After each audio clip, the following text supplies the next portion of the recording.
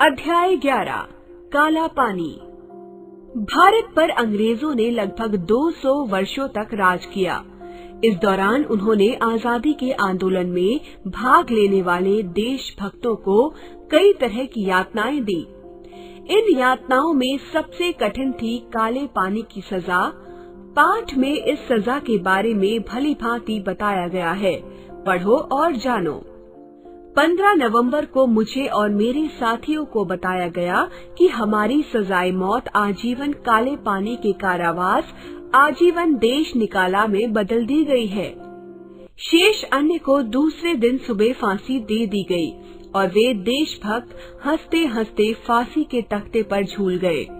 हमें काला पानी भेजे जाने की तैयारी होने लगी। लगभग एक सप्ताह बाद हम सबका वजन तौला गया। हमें विशेष धारीदार कपड़े, 2-2 कंबल और एक लोहे का कटोरा दिया गया। साथ ही लोहे की मजबूत बेड़ियां और हथकड़ियां भी हमें पहना दी गई। हम सबके मन में काला पानी को लेकर अनेक शंकाएं हो रही थी।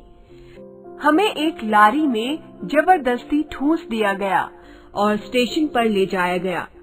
भारी पुलिस सुरक्षा व्यवस्था के बीच हमें ट्रेन के एक डिब्बे में चढ़ाया गया। गाड़ी चल पड़ी। हम गाने गाते जाते थे।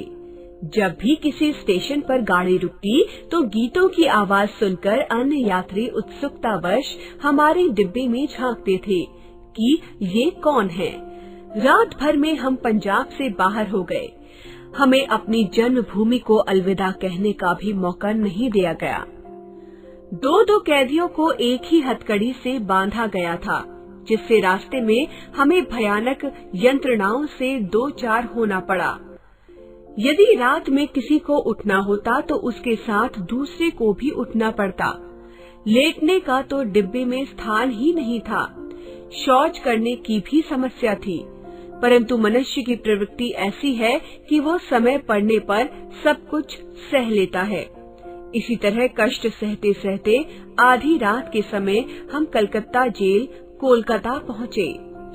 यहाँ हमारी पुनः गिनती की गई। कलकत्ता में ही हमें पता चला कि काले पानी की सजा वाले कैदियों का जहाज साल में 9 बार अंडमान जाता है।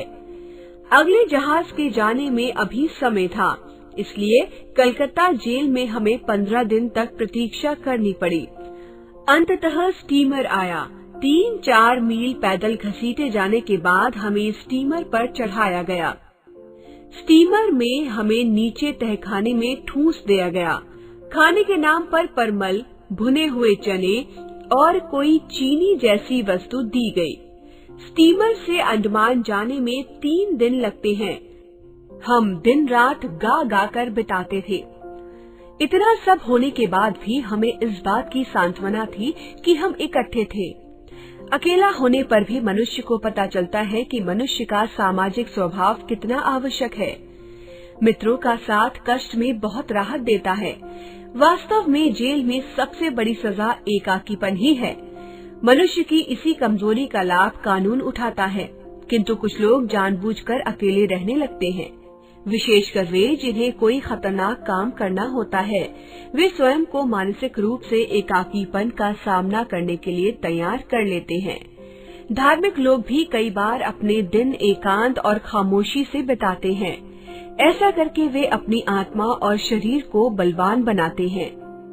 चौथे दिन स्टीमर के झरोके से हमें अंडमान के तटीय जंगल दिखाई देने लगे।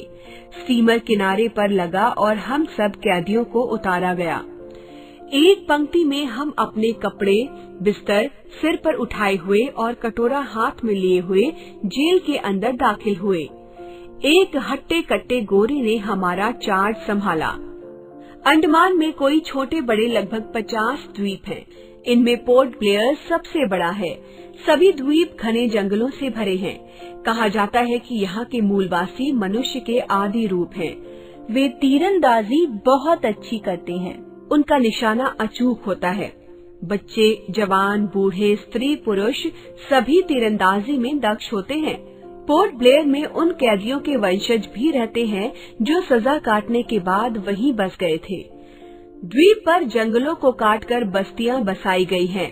कैदियों को पहले 6 महीनों तक सेल्युलर जेल में रखा जाता है। उसके बाद उन्हें अन्य द्वीपों में भेज दिया जाता है, जहां वे सरकार के लिए कार्य करते हैं। अच्छे आचरण के आधार पर कभी कभी उन्हें स्वतंत्रता पत्र भी दिए जाते हैं। साथ ही अपराध करने पर भयानक सजाएं भी मिलती हैं। इस जेल में ही हमें अपना शेष जीवन बिताना था। हट्टा कट्टा गोरा मिस्टर बैरक जेल का इंचार्ज था। जब से जेल बनी थी वही उसका जेलर था। उसके मस्तिष्क में साधारण मानवीय गुणों के लिए कोई स्थान नहीं था। वो स्वयं को वहाँ का सम्राट समझता था। वो कैदियों को आपस में लड़ाने में बहुत होशियार था। कैदियों को आपस में लड़वाकर वो उनके झगड़े का मजा लेता था। जब हम जेल में पहुँचे तो उसे हमारा आना खटक गया। वो हमसे कुछ झगड़ा करना चाहता था।